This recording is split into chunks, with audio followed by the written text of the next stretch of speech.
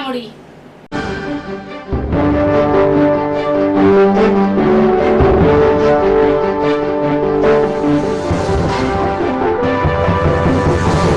CKP social club Thane यांच्यातर्फे दिनांक 3 मे 2025 व 4 मे 2025 रोजी स्नेहसंमेलन भरवण्यात येणार आहे. सीकेपी कला संगम, परंपरा आणि नाविन्याचा मिलाप 2025 ज्ञाती बांधवातील समन्वय आणि एकोपा हा सोशल क्लबचा संमेलन भरवण्यामागचा उद्देश आहे. आपल्या ठाणे शहरात सीकेपी ज्ञाती स्नेहसंमेलन 15 वर्षानंतर आयोजन करण्यात येत आहे. सर्व ज्ञाती बंधू भगिनींना विनंती आहे की त्यांनी या संमेलनात उपस्थित राहून आपल्या सीकेपी पद्धतीच्या चविष्ट भोजनाचा आणि मनोरंजनाच्या कार्यक्रमाचा आस्वाद घ्यावा. तसेच 3 मे 2025 शनिवार व 4 मे 2025 रविवार असे 1.5 दिवसाचे संमेलन असून 3 सत्रात विभागले आहे. पहिले सत्र व तिसरे सत्र डॉक्टर काशीनाथ घाणेकर नाट्यगृह येथे आयोजित करण्यात आले आहे. तर सत्र दुसरे शनिवार दुपारपासून म्हणजे 3:30 वाजल्यापासून ते रात्री 10 पर्यंत सीकेपी हॉल येथे आयोजित करण्यात आले. सत्र 1 मध्ये स्वागत समारंभानंतर स्मरणिका प्रकाशन समारंभ असणार आहे. त्यानंतर ज्या सीकेपी लेखक कवींच्या पुस्तकांचा प्रकाशन समारंभ आजपर्यंत झाला नसेल पण पुस्तक छापून तयार असेल अशा आपल्या सीकेपी बांधवांच्या पुस्तकाचा प्रकाशन समारंभ करण्यात येणार आहे. त्यासाठी ज्यांची पुस्तके छापली आहेत पण प्रकाशन समारंभ करायचा असेल अशा लेखक कवींनी सोशल क्लबशी संपर्क साधावा असे आवाहन करण्यात आले आहे. त्यानंतर सूरमणी पंडित चंद्रशेखर फणसे यांचा सतार गाई गाणे हा कार्यक्रम सादर केला जाणार आहे. भोजनाची व्यवस्था सीकेपी हॉल येथे करण्यात आले. डॉक्टर काशीनाथ घाणेकर नाट्यगृहावरून खारकळा येथे सीकेपी हॉल येथे जाण्यासाठी बसची व्यवस्थाही करण्यात आली आहे. तर दुसऱ्या सत्रात सीकेपी हॉल येथे नृत्य, नाट्य, मुलाखती याचा आनंद घेता येणार आहे. वेशभूषा स्पर्धा व एकल समूह नृत्य स्पर्धा घेतल्या जाणार आहेत. त्या स्पर्धांनाही सीकेपी बांधव भरघोस प्रतिसाद देतील अशी क्लबच्या कार्यकारी मंडळाला खात्री आहे. ठाणे पूर्व येथील पीपल्स एज्युकेशन सोसायटी शाळेचा विद्यार्थी आयन देवळेकर याची भारतीय सैन्य दलात लेफ्टनंट पदी नियुक्ती झाल्याबद्दल शाळेच्या वतीने आयनचा आज सन्मान करण्यात आला. ठाणे पूर्वेत राहणारा 22 वर्षीय आयन देवळेकर याने केंद्रीय लोकसेवा आयोगातर्फे घेण्यात येणारी सर्व्हिस सिलेक्शन बोर्ड परीक्षा पहिल्याच प्रयत्नात पास केले. त्यानंतर चेन्नई येथे एका वर्षाचे प्रशिक्षण पूर्ण करून 8 मार्च रोजी आयन याची आसाम रेजिमेंट येथे लेफ्टनंट पदावर नियुक्ती झाली. ही बाब शाळेसाठी अभिमानाची असल्याने ठाणे पूर्व येथील पीपल्स एज्युकेशन सोसायटीच्या वतीने लेफ्टनंट आयन देवळेकर याचा आज सन्मान करण्यात आला. यावेळी P E society English medium primary स्कूलच्या मुख्याध्यापिका Bharati Yadav, P E society English medium high school आणि ज्युनियर कॉलेजचे मुख्याध्यापक दादा कर्णवर आणि सोसायटीचे आजीव सभासद श्रीमती रेखा वाघ, कुमार आयरन देवळेकर याचे पालक हर्षदा देवळेकर आणि सौ मानसी देवळेकर आदींसह शिक्षक, शिक्षिकेतर कर्मचारी व विद्यार्थी यावेळी उपस्थित होते. यावेळी मुलांना मार्गदर्शन करताना लेफ्टनंट आयरन देवळेकर म्हणाला की मुलांनी स्वप्न बघितले पाहिजे कारण स्वप्ने नक्की पूर्ण होतात. मी देखील असे स्वप्न पाहिले आणि परिश्रम घेतले आणि आज लेफ्टनंट झालो.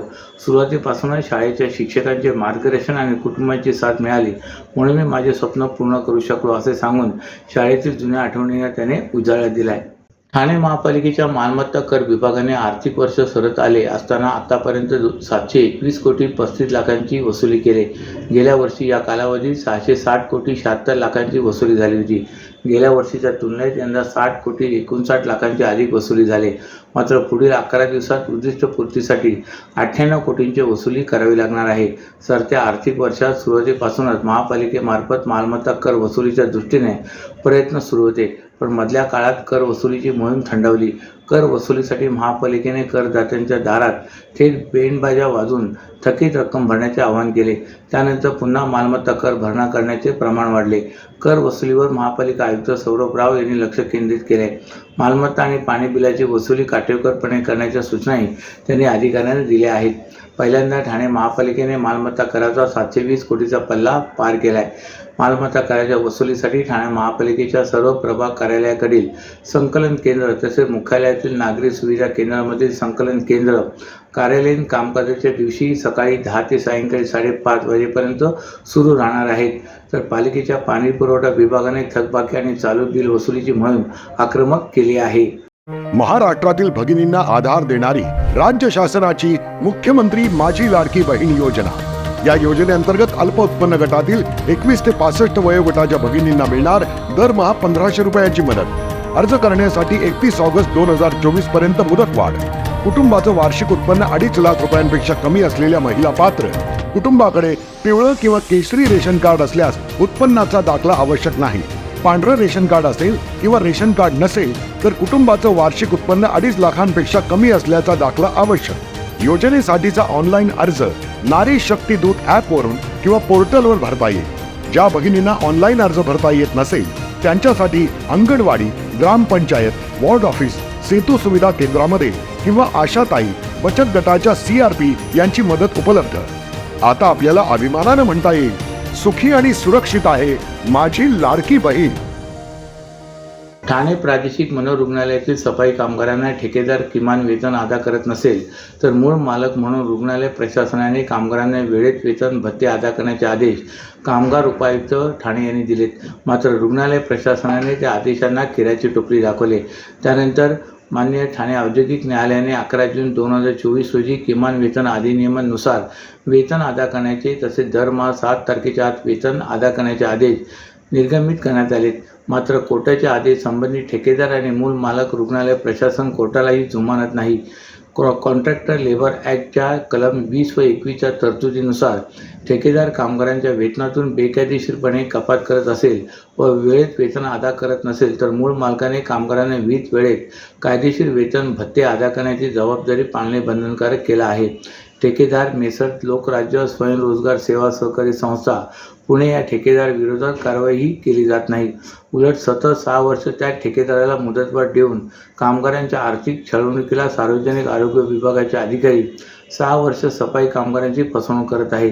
जानेवारी 2019 पासून सफाई कामगारांना लागू किमान वेतन व विशेष भत्त्याची रक्कम अदा केली नाही। सप्टेंबर 2024 पासून महाराष्ट्र शासनाने जाहीर केलेल्या सुधारित किमान वेतनाची अंमलबजावणी केली जात नाही। अशा परिस्थितीत आरोग्य विभागाच्या या अन्याय अत्याचारापासून कामगारांना न्याय मिळवून देण्यासाठी श्रमिक जनता संघ युनियनने आता महाराष्ट्र शासनाचे मुख्य सचिव यांना पत्र लिहून साकडे घातले आहे। कोपिनेश्वर सांस्कृतिक न्यासातर्फे शहरात काढण्यात येणाऱ्या मराठी नववर्ष स्वागत यात्रेचे यंदा रौप्य महोत्सवी वर्ष असून यंदा यात्रेत 60हून अधिक चित्ररथ सहभागी होणार असल्याची माहिती कार्यवाहक डॉक्टर अश्विनी बापट यांनी पत्रकार परिषदेत दिली। सामाजिक, सांस्कृतिक, शैक्षणिक, पर्यावरण अशा विविध विषयावरील चित्ररथ यंदा यात्रेत पाहायला मिळणार असल्याचे त्यांनी सांगितले। ठाण्याच्या कोपिनेश्वर सांस्कृतिक न्यास आयोजित मराठी नववर्ष स्वागत यात्रा संदर्भात काल ठाणे महापालिकेच्या नरेंद्र बल्ला सभागृहात पत्रकार परिषदेचे आयोजन करण्यात आले होते। या पत्रकार परिषदेत यंदाच्या स्वागत यात्रेचे स्वरूप कसे असेल याविषयी माहिती देण्यात आली। स्वागत यात्रा दरवर्षीप्रमाणे श्री कोपिनेश्वर महाराजांच्या पालखीने सकाळी 7 वाजता पारंपरिक प्रथेनुसार वाजत गाजत प्रस्थान करणार आहे। ठाण्यातील श्री सिद्धिविनायकाचे दर्शन घेऊन पालखी जांभळी नाका, रंगो बापूजी गुप्ते चौक, दगडी शाळा, तलावपाळी, आराधना सिनेमा, हरिनिवास चौक, गोखले रोड, राममूर्ती मार्ग, पुन्हा गाडगिल चौक, तलावपाळी मार्गे पुन्हा श्री कोपिनेश्वर मंदिरातील यंदा स्वागत यात्रेत सायकल स्वार, मल्लखांब, जिम्नॅस्टिक प्रात्यक्षिके, ड्रम झेंबे वादन, एरियल कसरती, महिला बाईक रॅली आणि प्रबोधनपर चित्ररथांचा समावेश असणार आहे। स्वागत यात्रेचे रौप्य महोत्सवी वर्ष असल्यामुळे सुमारे 60हून अधिक चित्ररथ सहभागी होणार असल्याची माहिती आयोजकांनी दिली।